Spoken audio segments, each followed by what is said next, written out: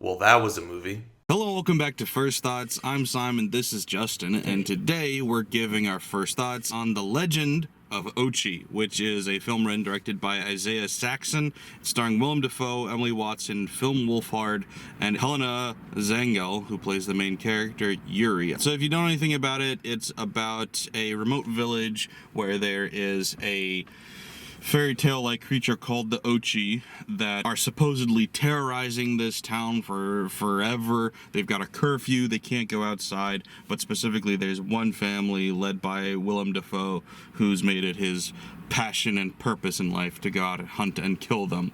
And he's gathered together like a band of misfit children or whatever because he doesn't have any sons of his own, so he wishes he did. He has a daughter, doesn't seem to care. Anyway, so yeah, this director also is fairly new. I hadn't heard of him before. Let's see, has he done anything of note? I know he worked on Everything Everywhere All at Once, but he wasn't the director, obviously. Let's see.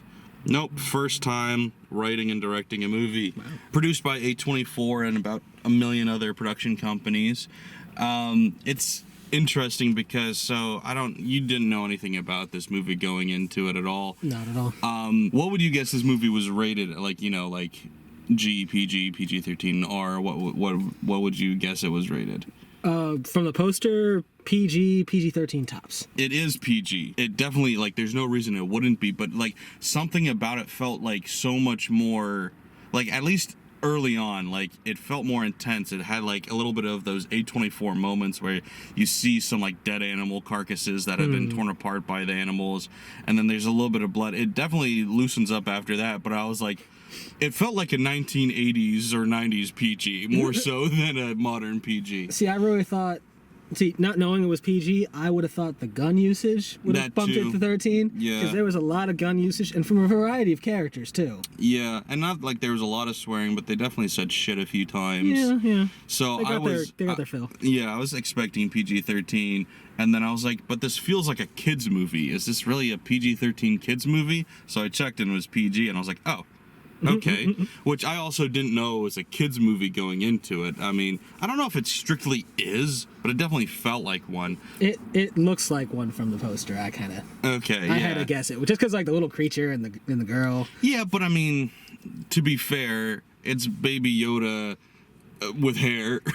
So I mean, not that The Mandalorian, that's not a kid's show. It definitely gets really kiddie at times, but it's not a kid's show. See, but that has the benefit of me understanding that that's in the Star Wars universe. Sure. And having liked Star Wars. Yeah. And this I knew nothing about besides cute creature and kid. Yeah. It was Grogu meets a Furby or something like that. It literally was a a Furby came to life. Yeah, something like that.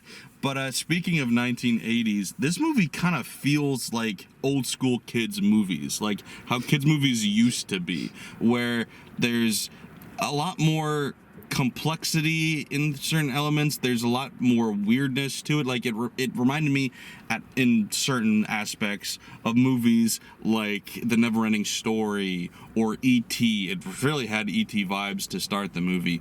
Stuff like that. I'm not saying it's as good as E.T. That's a classic, but stuff like that. Even a little bit of the Goonies kind of feel at times. And it's something that I feel if you're nostalgic and miss how kids movies used to be, I feel this kind of is sort of an homage to that in ways. But then also the humor and a lot of how it's directed is also very Wes Anderson-like, which I really enjoyed.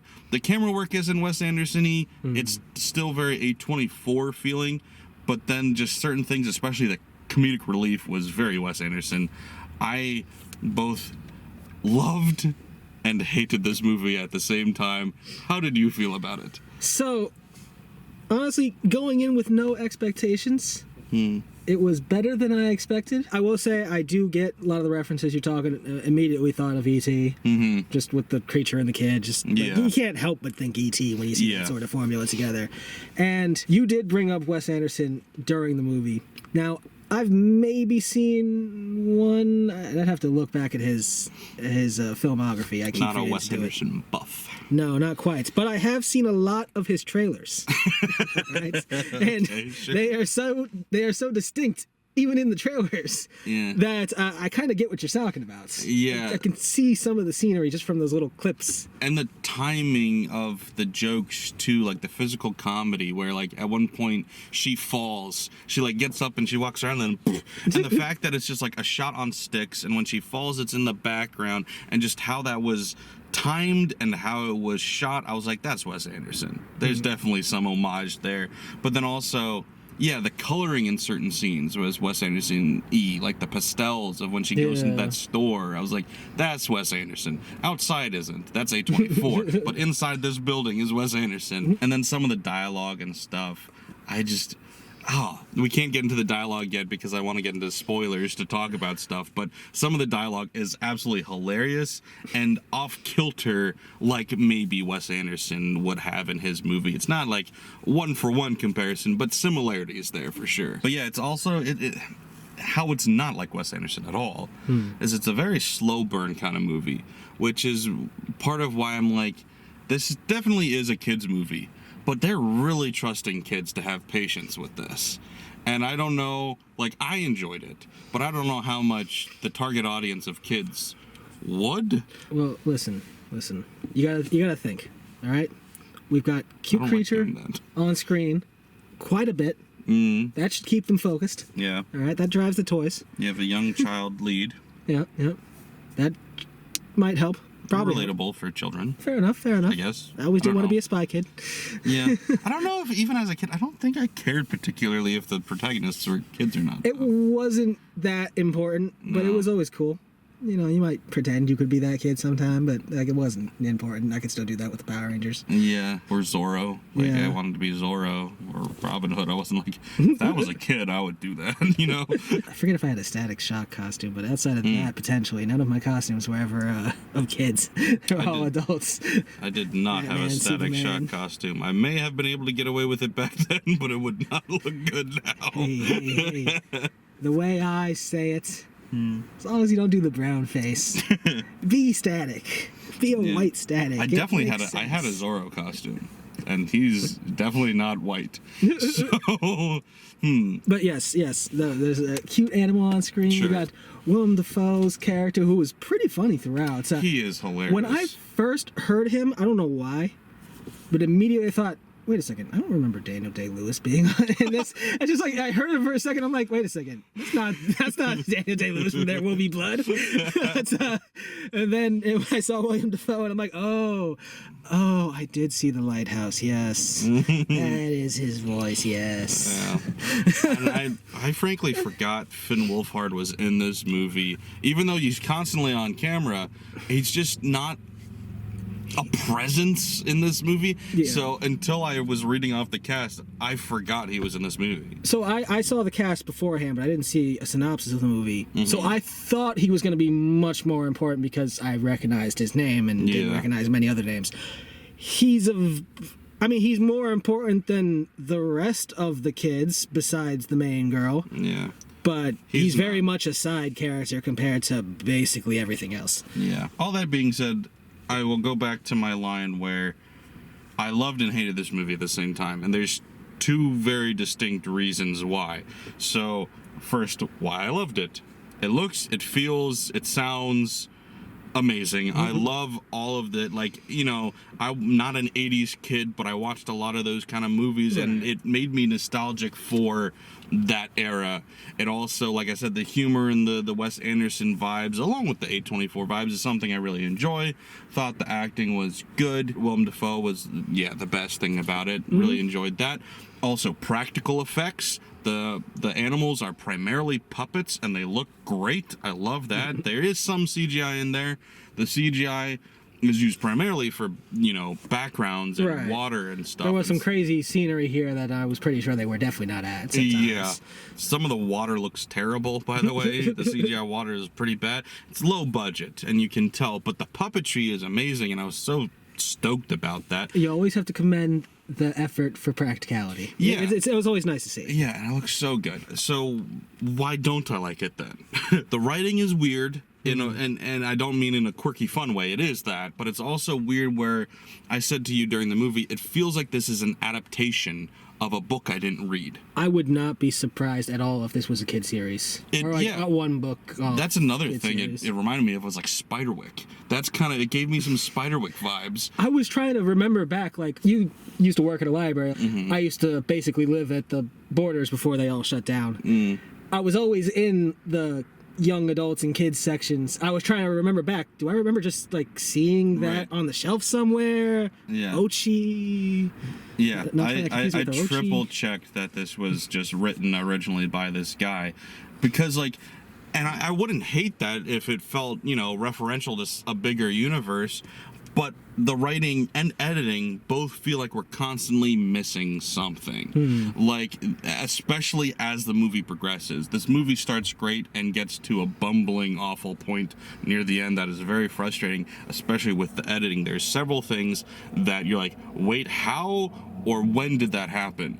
Like, I don't know, I'll get to it more in spoilers, but there's a thing with Willem Dafoe's character that you do hear it kind of happen, but then you just see the aftermath and you're like, that was really poorly edited. And then Finn Wolfhard's character, you see him start running and he is going toward the water, and then you see him jump onto a rock. It cuts before he lands on the rock, cuts away to something else, comes back, he's on the rock soaking wet. Am I just led to believe that he slipped and fell off the rock? I don't know what happened to him. There wasn't any extra rocks he had to swim with. It was obvious. Come on. And then, yeah, we get a lot of lore that is, you know, told about the area and the creatures and stuff through expository conversations and stuff. And for the most part, that's fine. But it, like I said, it really felt like we were missing chapters of a deeper explanation of this stuff. I mean, even stuff that it would have been really easy to show, by the way, where like at one point she's running along and we cut away, and when we come back to her, she's got a bunch of logs, and then there's a tarp hanging over a rope, and she grabs the rope from that to tie the logs together. I'm like, was that her encampment? Did she just find that? Where did the rope and tarp come from? Did she cut down all of those trees? We didn't see any of that. So it just, I don't know if it was the editing or the writing or both. The movie constantly had me feel like something was cut out. See, that's the problem with your adult brain. Yeah. Too much logic. Yeah. Kids don't care about that. It's a bundle. She got the bundle, and then she tied it up, and then we're moving on. Yeah. I still, I was constantly actually fighting with that back and forth during it, because I was like, I wanted to, and I allowed myself to really enjoy it, but there was a lot of frustrating questions and moments where I'm like, it's preventing me from actually loving it. I'm enjoying it, but I could have loved this. This could have been great, but I'm just like, And you know, as much as I did enjoy it, I'm like, I don't know that I'd want to watch it again, because by the time the movie was over, I felt like it had outworn its welcome in a lot of ways. Like, I was done with it. Yeah, I don't need to see this again. I can't imagine anyone in my life is going to ask to see this movie. Yeah. You know, if I had some younger cousins or something, maybe if they wanted to see it, I'd go see it again. But I could see kids enjoying this more. This did feel a bit like, outside of before you confirmed to me that it's not an adaptation, because that would have made sense. We just cut some stuff out. It's too long. Yeah. We only wanted to hit this around 90-minute mark. Yeah. But if you read the book, you would understand what was going on. And that would have been fine. But since it's not an adaptation, it's just like, it just feels like, oh, well, it's PG. We're targeting kids here. They're not going to really ask these questions. Yeah. They're just going to move on. Or the studio just going like, come on, wrap this up kind of thing. Listen, we can get to the next explanation. We can get to the next funny William Dafoe thing. Or the next creature scream. We can just keep pushing. Fun visual in general. Like, there's a lot of fun visuals. There's some great scenery. That one mountain range that they were on, she was on at one point, was just crazy looking. Now, I didn't think she was actually there, but, you know, crazy looking. Well, yeah, they were on some of these locations. Some of them. I didn't believe they were putting her up there for that one. That was kind of on the other side. It's just death. Yeah. Yeah. You know what else this movie reminded me of? Did you ever hear of or see the movie Five Children and It? Is it about it in the 5 Josh? No, it's based on a book, by the way. I actually drunk reviewed this movie years ago. Interesting. Because it was a childhood favorite of mine. Not favorite's a strong word, but it's a really bad movie. But it's imaginative. And as a kid, I love the imagination. Also, the creature that they call it, referred to as it, is played by Eddie Izzard. It's a little puppet that is voiced by Eddie Izzard, and I fucking love him in the movie. So that kind of kept me coming back. But, like, I was aware, even as a kid, I'm like, this movie stinks, but I enjoy it. Hey, that's all you And need. so this movie kind of, I don't want to say this movie stinks. It doesn't. But there's elements that are really frustrating in how it was made. And I'm like, this would have been that movie for me as a kid, where I would keep coming back to it if I saw this for the first time as a kid. But I would know, man, this is kind of frustrating in some ways. But I really like elements of this. I really enjoy parts of this. I just wish that there was... Adult me just wishes there was a few rewrites that had gone into this or something. Yeah, I could have handled an extra 15 minutes of Exposition or... Yeah, the exposition wasn't that bad. It made sense in most moments. Yeah. It wasn't painful either. Like, when people were explaining stuff, I mean, there's a line here or there where it's like, she says to one character, you're only nice when other people aren't around. And I was like, that's an awkward way to say it, but that could happen in a conversation. So I was never complaining about the exposition. And frankly, I wish I knew more of what the hell was going on. I kind of liked it, but I didn't really notice him being completely bad beforehand or really afterwards either for that line to really hold a hell of a lot of weight. He was like kidney punching the kid or something. But they were just wrestling. Yeah. That was just rough. He wasn't even like, when he had him up in the air and he's just spinning around, he's clearly not trying to hurt him. It's just like, I'm clearly bigger than you and we can just, I can just mess around with you. Yeah. It's like, it didn't seem like the evil older brother who just like picks on people when everyone else is in the room. Now, he clearly was the quote-unquote father's favorite. He was a clearly, second in command. Yeah, clearly the right-hand kid. Yeah. So I guess, probably the disciplinarian, but they didn't really show that much. Right. Yeah, unfortunately, there wasn't enough being shown as far as the characters, where, and that, frankly, is where the movie kind of feels the emptiest, is the characters. Like, I love the visuals, I love the Ochi's, yeah. Yeah, I forgot how to pronounce that for some reason. I love all of that, but then the people, save for maybe Willem Dafoe, I feel like we never really get to know them. And it's kind of disappointing. Yeah. I wish we knew more about all of them, even Willem Dafoe. I would love to know even more about him and his whole thing, because he's great. But yeah, we're a little short on time, so we're going to jump into spoilers now. I will say... I'll give it a 6.5, I guess. I'll give it a 6.5. It's rough, but it is enjoyable, and I think the enjoyableness of it kind of makes up for, or at least covers over, at least right now in my present mood, a lot of the problems. Yeah, I was feeling 6.5. I could go 6.5. That's not bad. I don't feel like I like it less than you, so that makes sense. I was disappointed, though, because for the first half of the movie or whatever, I was like firmly 7+ territory going, this is how kids' movies should be made. Like, this is the blueprint. We're back on form. And then the movie just was like, and I'm like, what the fuck just happened? It was definitely interesting. When I expected it to go one direction, It went Backstreet Boys. yes, of course. No, it went in sync. Jonas Brothers, even. Hey. Anyway, spoilers. Please remember to like, share, follow, all that. Thanks. Bye. Spoilers. Were you gonna say something before we cut to that? Actually, I feel like we started to before we went on because you said, "Oh, you thought I was gonna go one direction." Oh yeah. And then it didn't. Just like this review. But okay, so if we're in spoilers now, then I don't know what was in the description. I don't know what was in the trailer.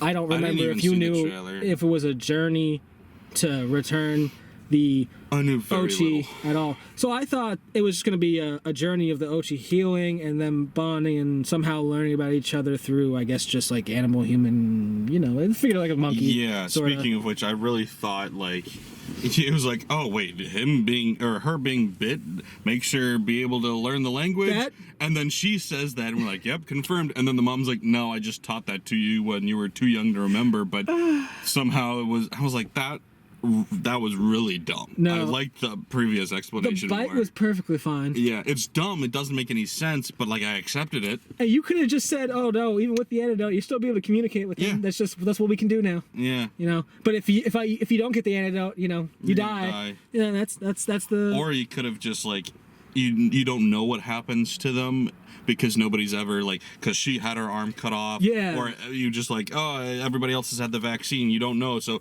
they assume you die, but like actually it's just like.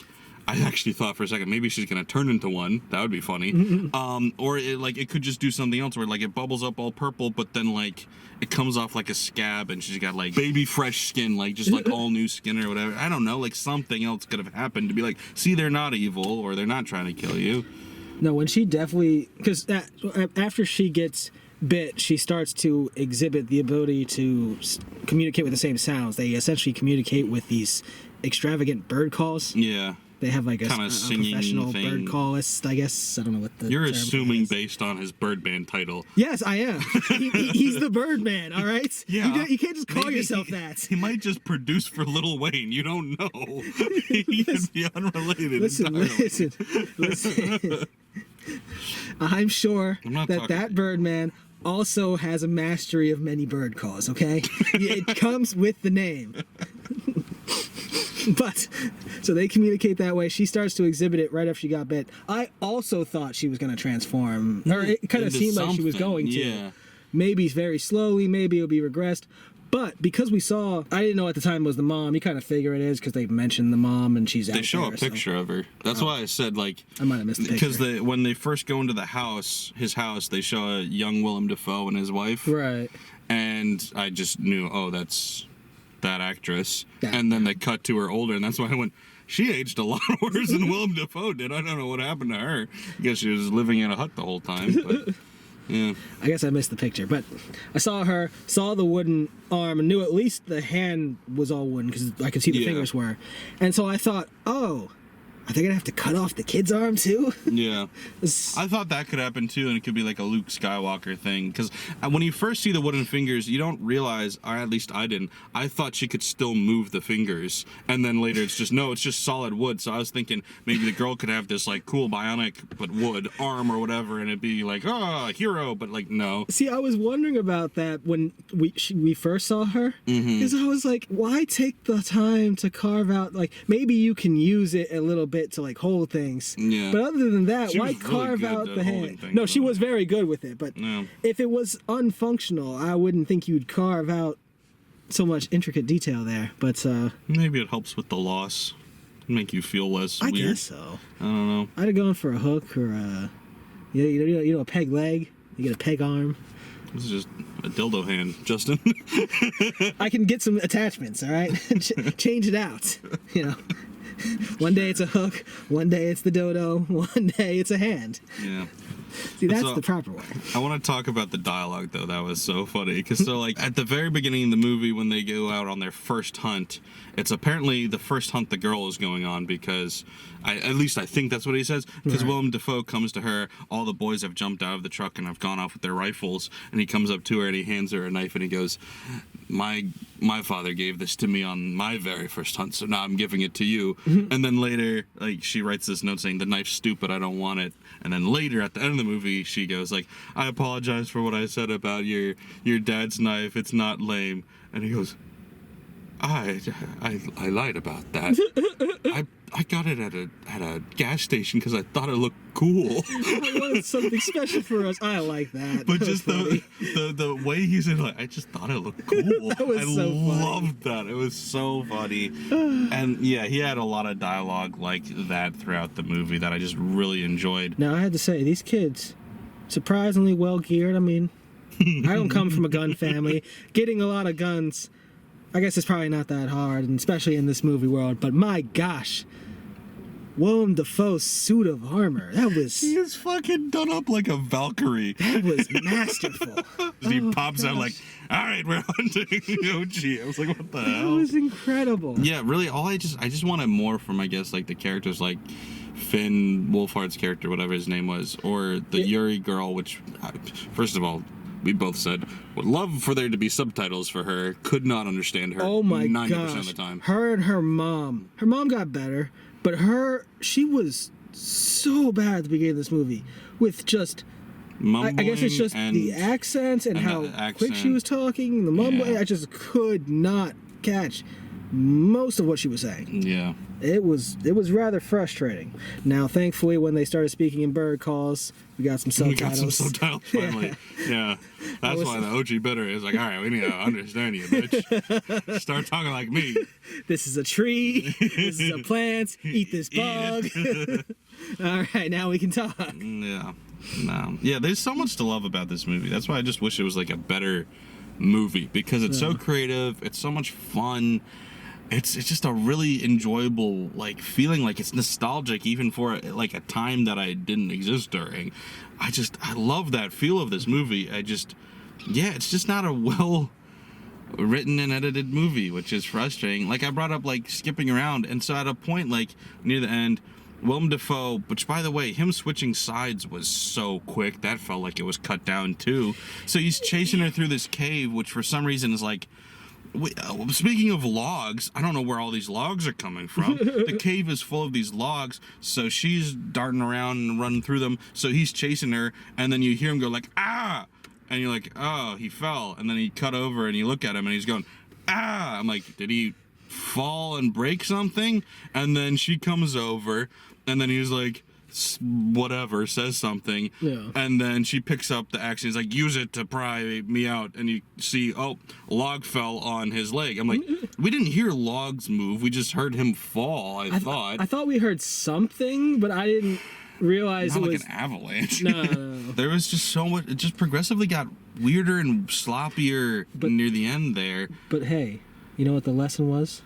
His acceptance of the Ochi made her stronger. That's how she got him out there. No, I think he just helped her.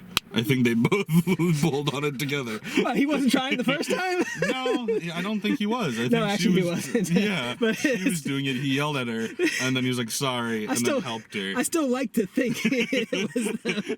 Because other than that, his transformation really just means it just came out of nowhere. They just stare into each other's eyes, and he's like, oh, I guess you're not evil. Yeah. And I guess those other ones that are evilly lurking around us aren't going to do anything evil, so... Which apparently they weren't. That's what, like, I wanted to get more into that. I wanted to, like, know why everybody thought that these animals were evil, but they're not actually... I mean, we clearly saw that they were just dead sheep or whatever it was, so they were killing things, right? Or were they not? Like, I was expecting there to be, like, a twist, like, oh, no, these are your protectors. There's actually this other creature that's evil that you don't even know about. But we never get into any of that.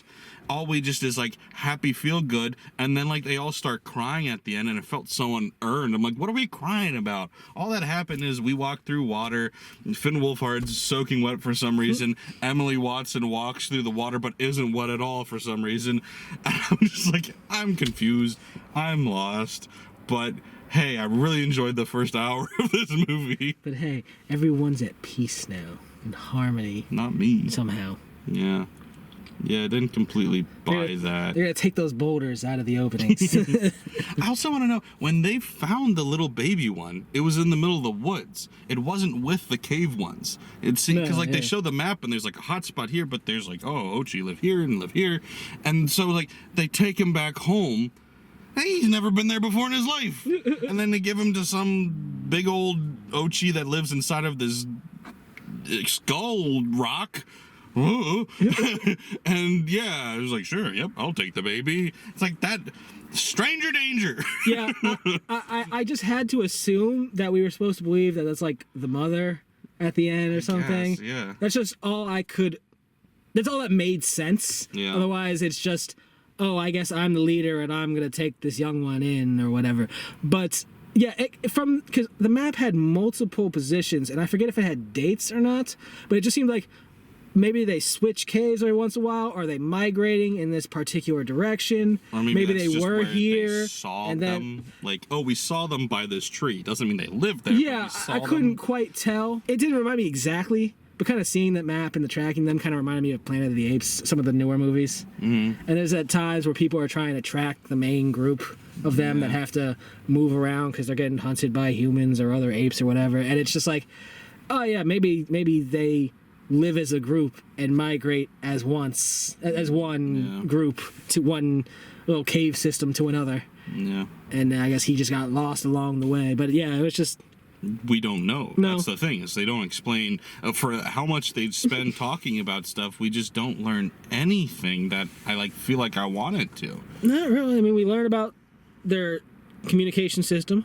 We hear about the voices resonating together, and I guess we see examples about musical that. magic or something. Yeah. What was great though is the daughter says to Willem Dafoe, "Don't try to understand, just feel it," or something. Something along those lines. I'm like, good, because I don't understand it, so I'm not gonna try. I'm stopping trying. Stop asking questions. Yes. Shut up and enjoy.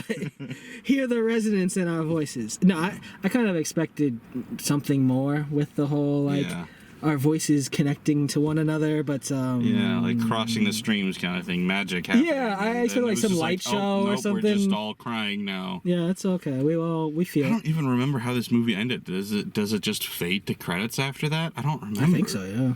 Yeah, it was so anticlimactic. I was expecting something to happen. Listen. Their voices, they're filled with the emotion, man. Everyone felt it in that room.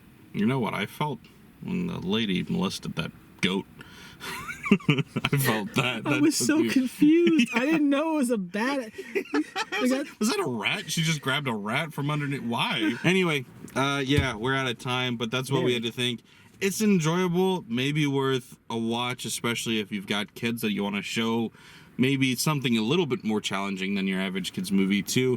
I wouldn't say go see it in theaters or anything though. You could probably wait for streaming, but oh yeah, you could definitely wait. Unless you have some things about guns, I can't see any reason why you wouldn't just show this to your kids. They'll probably get a kick out of it. Yeah. So yeah, thanks for watching, listening, following, subscribing. Please leave us a review and a comment. Anything you can do, it does help. Thanks guys. Bye.